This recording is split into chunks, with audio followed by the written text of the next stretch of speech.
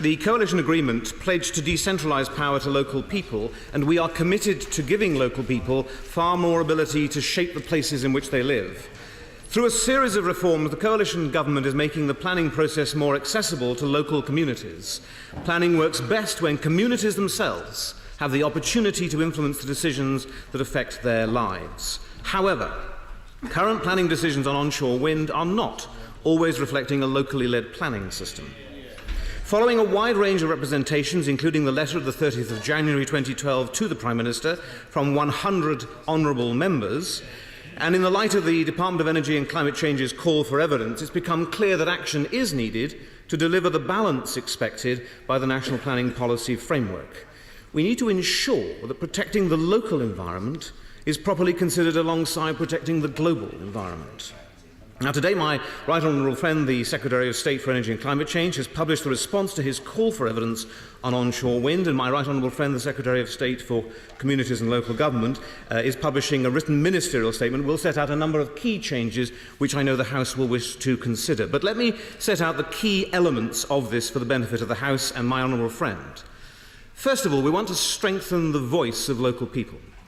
The submissions to the call for evidence have highlighted the benefits of good quality pre-application discussions for onshore wind development and the improved outcomes it can have for local communities.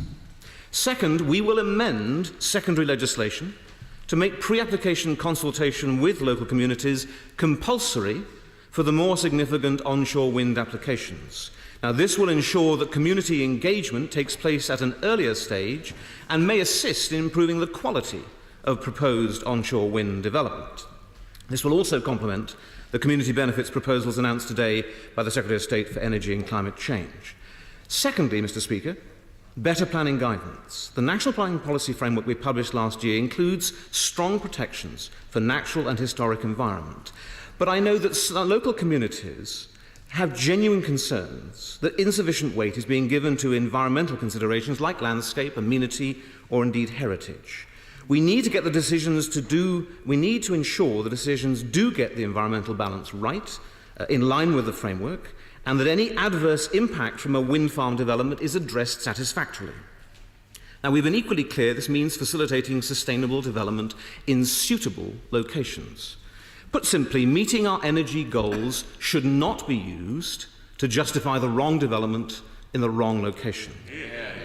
We're looking to local councils to include in their local plans policies that will ensure that adverse impacts from wind farm developments, particularly including cumulative landscape and visual impact, are addressed satisfactorily. Where councils have identified areas suitable for onshore wind, they should not feel that they have to give permission for speculative applications outside those areas when they judge the impact to be unacceptable.